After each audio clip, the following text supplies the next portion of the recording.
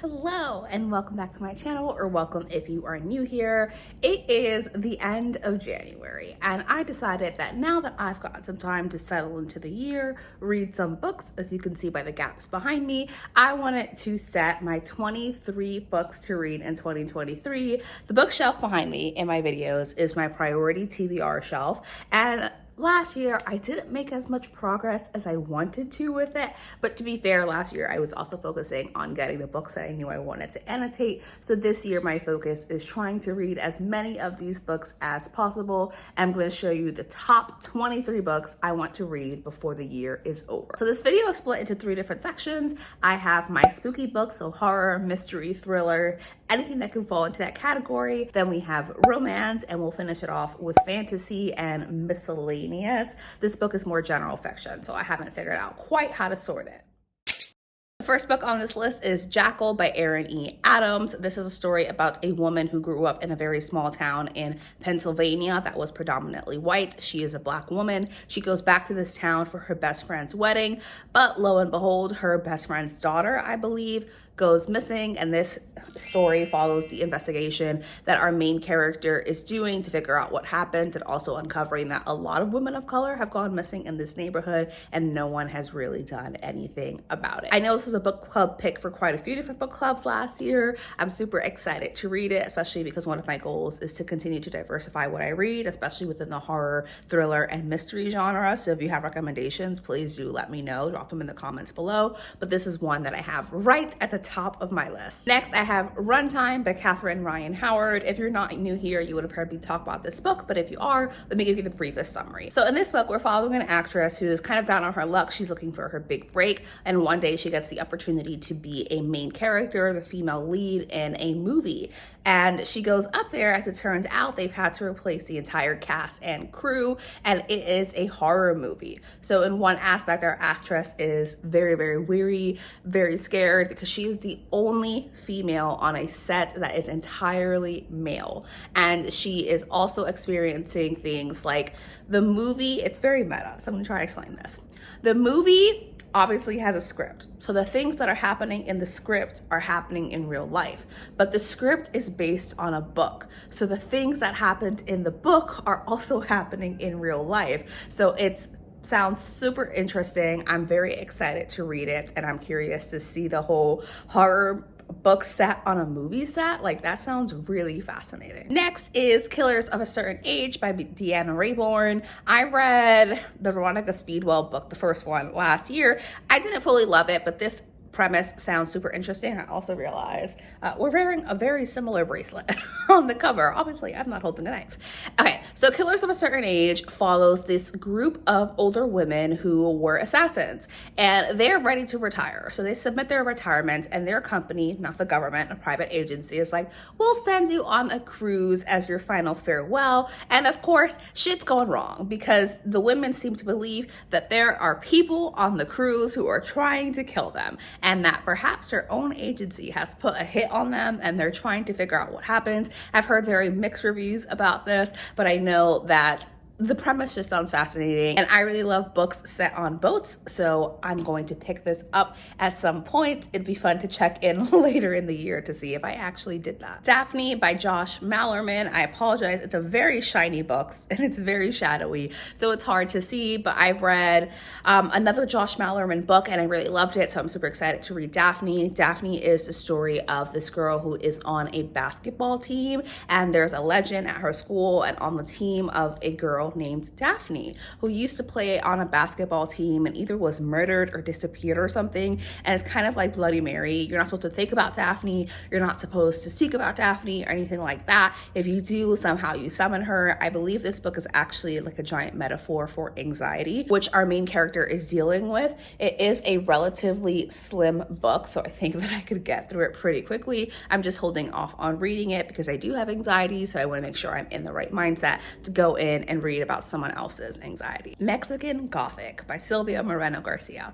I have had this book on my TBR for such a long time, and it is truly embarrassing that I have not read it yet. It's been on so many TBRs. I've just been putting it off. I think I'm gonna love it, but I also think I'm just going to really love it. And you know, when that anticipation is high, I don't know if this is just me, it makes me not want to do something because I'm just like, no, I have to wait. Like, I really loved Lucifer. I know there's plot holes, a TV show, and I didn't watch season 6 until like the year after it came out because the anticipation was just too high for me. But this is the year 2023. I'm going to read Mexican Gothic, and I'm so freaking excited about it. If you don't know what Mexican Gothic is about, we are following a woman. I think her name is Noemi,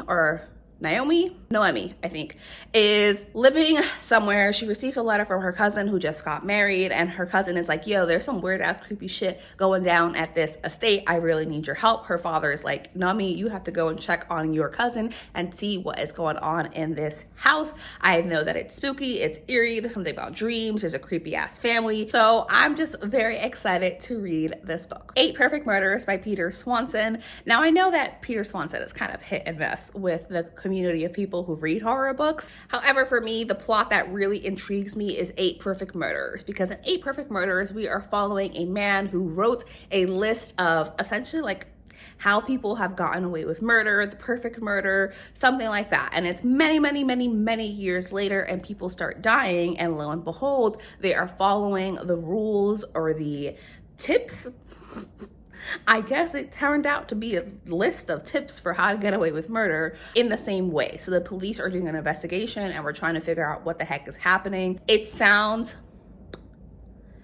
like something I'm gonna enjoy. I'm gonna stop saying it sounds interesting, and that's all I'm gonna say about that. And finally, we have These Fleeting Shadows in the spooky category. This is a haunted house book following a woman who receives a letter letting her know that she has inherited this estate, and she will get that, but the requirement is that she has to stay on the property for an entire year. She cannot leave the land. If she does, she forfeits it.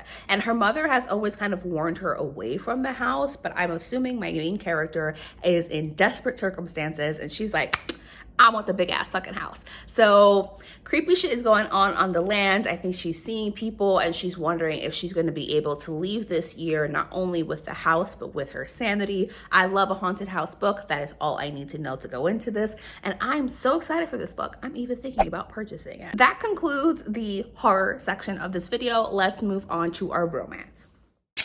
Starting off with While We Were Dating by Jasmine Guillory. This is a story, another Hollywood story, following this woman who's an actress. She is in an ad campaign with a major actor. They have an instant chemistry. They have really great banter. They're having a connection, and they're just fine to leave it at that until Ben, our main character here, helps her with a family emergency, and they end up having a deeper connection and having a real life fling. However, I think there's an opportunity in Hollywood for them to work together as romantic leads in a major movie, and that is all I know about this book. I'm very excited to read it because I think do like books about movies and Hollywood, so it sounds really enjoyable to me, so I'm very excited to read it. Fat Chance, Charlie Vega. Now, I will tell you, I know the least about this book. I just know that Meg with Books really love this book, and also I have the plus size representation, which I really enjoy. I believe this is a YA coming of age story, and that is all that I need to know to pick this book up. It has also been on my TBR for a very long time, so 2023 is the year to read it. Love Boat Taipei has also been on my TBR for a very long time. This is by Abigail Nguyen. I apologize if I have mispronounced that. So this story follows Ever, and Ever's parents have sent her to Taiwan for the summer. She's expecting a very strict educational program because her parents have high expectations of her and goals for what they want her to do with her future. But when she gets there, that's not what she finds at all. She finds an entirely different curriculum with people from very elite backgrounds. There are a bunch of teenagers without adult supervision, so they're partying, they're going to clubs, they're drinking, and Ever feels like she finally has a taste of freedom, and she is loving it. But the summer is going to come to an end, and she's going to go back to her parents' expectations. So I believe in some ways this is also a coming of age story, but I know that there is a very strong strong love story at the center of this, with her and a guy that she supposedly hates. So we have a little bit of a rivals to lovers situation, maybe, or not enemies. I don't think they would be enemies. Dislike to love. We shall see. I know the sequel of this came out within the last year or so, so I want to make sure to get to this as soon as possible. You Should See Me in a Crown by Leah Johnson. Another book that has been on my TBR for a long time. In addition to my goal being reading as much of my priority TBR shelf as I can, it's also to read all of the YA on my priority shelf, because I am slowly moving away from that category of books. So in You Should See Me in a Crown, we are following a girl who is trying to go to university, and she doesn't really have the money to do that, but her school is hosting something where essentially the prom royalty can get a scholarship to university, and she really needs the money. So she decides that she is going to become prom queen. But lo and behold, there is another girl who is also competing for the role. This is a sapphic love story, so I know that they're going to fall in love and get together. I know so many people do love You Should See Me in a Crown. I really enjoy reading LGBTQ romances, especially sapphic romances, so this is going to go right to the top of my TBR. The Bodyguard by Catherine Center. This is a book that I actually started reading last year after I saw so many people love it. Particularly, I saw that Chandler Ainsley, I'll pop her channel in the description, really enjoyed it. So I decided that I wanted to read it. I picked it up on Audible, and I'm actually like a third of the way through, but I put it down just because I was focusing on reading some other things and ending the year very quietly. But The Bodyguard follows a woman who is a bodyguard. She does security protection, and one day her company gets the biggest case of their life. They are following an A-list actor who is in town in Texas to help with his family, and his agency, the movie company, whatever, is like, we need to protect you because this movie is fucking happening. So they hire security for him, and he gets assigned a bodyguard, our main female character here. And she is there to protect him, but he doesn't want his family to know that he had a stalker and that he needs security details. So instead he says, you're gonna pretend to be my girlfriend. Fake feelings lead to real love, and that is all I know about this book. The audiobook is really great so far, and I'm very excited to continue on with it. I didn't notice that there was a Hollywood theme in this. We'll see how I feel about these books when I finish, and if I truly do like books set around Hollywood. But that is a book that is really high on my TBR. They're all high on my TBR, but because I'm already part of the way through this book, I'll probably finish it sooner. The Dead Romantics by Ashley Poston. I think that's right. If that name is completely wrong, that's embarrassing. The Dead Romantics follows a woman who is a ghostwriter for a very, very famous author who has made the New York Times list multiple times. No one knows who she is, and she is content with that, but she's dealing with a lot of grief because I believe she has lost someone very close to her. Some way or another, she runs into a ghost and they fall in love. I think that's what happens. I think that's the plot. I hope that's what it's about when I go into it. I typically don't like to know a lot about a book before I read about it, so that's all that I can tell you about this book, and we're going to continue on. Then we have Mistakes Were Made, another sapphic romance. This time it is best friend's mom. So we're following a character who goes to the bar, meets this woman, and somehow or another ends up hooking up with her best friend's mom. I love the cover for this book. I love the premise of that. If we can have boyfriend's dad, we can have best friend's mom. And I'm very excited to read this. I actually completely forgot that this book released, and I was like, how dare I? Because I was going through my Goodreads like TBR, and I was like, yes, I need to read this ASAP. And on to our last section, which is like fantasy. Well, our second to last section, which is like fantasy. The Fifth Season by N.K. Jemisin. I'm not gonna pretend that I know what this book is about. I don't. I know that it is a high fantasy. I know that pretty much everyone I've seen read this book gives it 5 stars. And I know that I've been very intimidated to read this.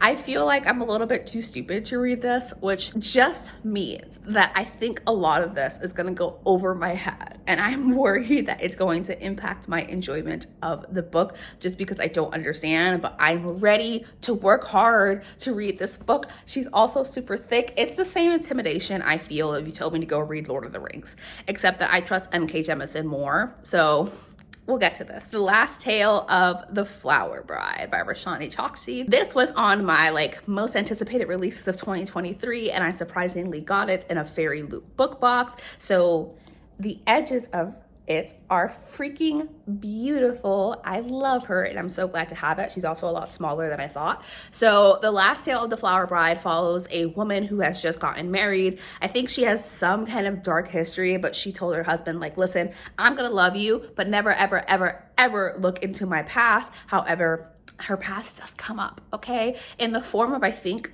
someone from her past coming up, or like something about her aunt. I don't know. I know it's about two best friends and their dark history. So here's friend 1 and here is friend 2. Very excited to read this book, especially because I have the Fairy Loot edition, and you all know I struggle to read my Fairy Loot books, so I'm gonna work on that this year. Speaking of beautiful books, here is Daughter of the Moon Goddess by Su Lin Tan in its beautiful Fairy Loot edition. So Daughter of the Moon Goddess follows a girl who lives on the moon with her mother, who is the Moon Goddess. She's lived in a lot of seclusion. Her mother really doesn't allow her to do much, obviously because of protection reasons, because her mother has a bit of a rift with the like Council of Gods. They really don't like her because of something in her past, and they don't know that she has a child. So one day the council does come to her home and her mother gets taken away. The Moon Goddess gets taken away, and we're following this young girl who is going into this realm to figure out what happened to her mother and to try to free her through some kind of competition. I know that it's slow for the first 50%, and then it gets really great after that 50%. It is a super chunky book, so it will take me a while to work through it, but it is on my 23 books to read in 2023 list. Once Upon a Broken Heart by Stephanie Garber. Sorry, dropped you, bestie. Apologies if the camera angle just completely freaking changed, because so the angle changed again. I'm sorry the position changed. I didn't mean to drop you.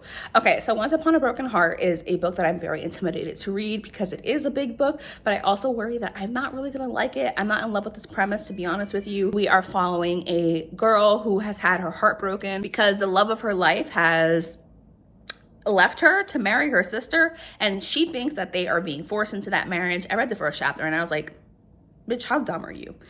Anyway, so she goes to like this deity of broken hearts to essentially ask for help. She somehow manages to summon him. They go on a journey together, and something about them falling in love. I know the fan base for this is huge though. Like, it has a lot of hype, it has a lot of love. It must be good. So I'm going to read it, and at the very least, I can say I read a Fairy Loot book.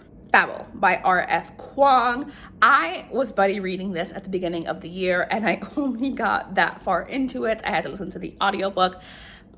That doesn't bode well, but I am determined to finish this book. It is super chunky. It's not only super chunky, it is very dense in its language and its text. It is a hard book to get through it, but one way or another, I'm finishing this fucking book by the end of the year. I don't want you to think I'm not enjoying it, because I am, but I'm gonna reserve my thoughts until I do a final review for this book. She's also Fairy Loot, so look at her edges. The Stardust Thief by Chelsea Abdullah. I don't know anything about this book. I know that it is high fantasy. I know that it is very chunky. And honestly, that's all I really need to know.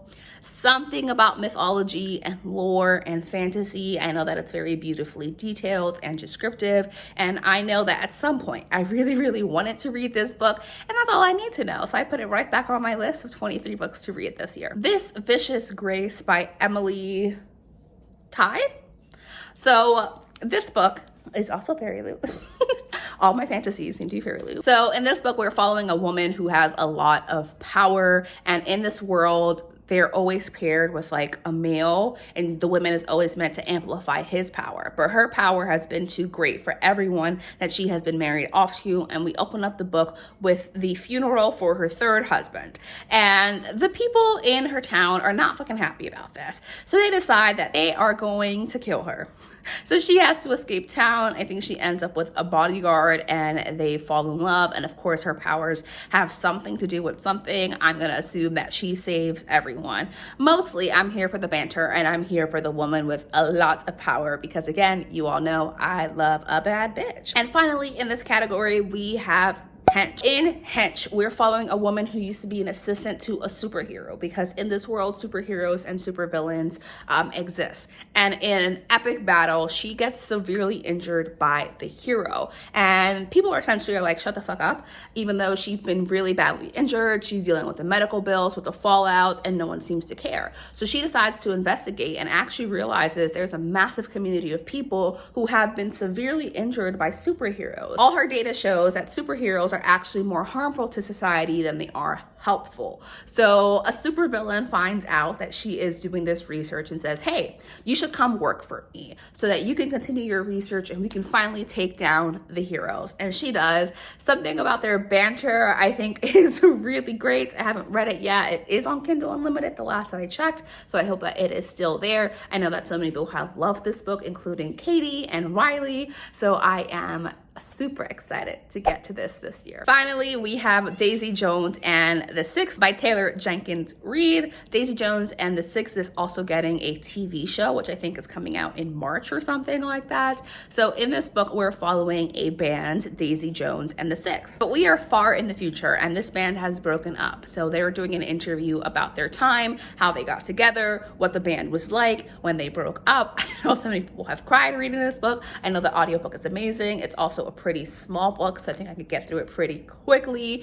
I love The Seven Husbands of Evelyn Hugo, so I'm trusting that I'm going to love Daisy Jones and the Six, hopefully even more, for various reasons. Those are the 23 books that I'm planning to read this year, that I have to get to this year. I own the majority of them, so if I don't get to it, I'm gonna unhaul it. Because truly, how dare they sit on my shelf and me not read them? That is just embarrassing. So I'm gonna let you go. Thank you so much for watching this video. I will see you in my next one. Subscribe if you would like to, and bye!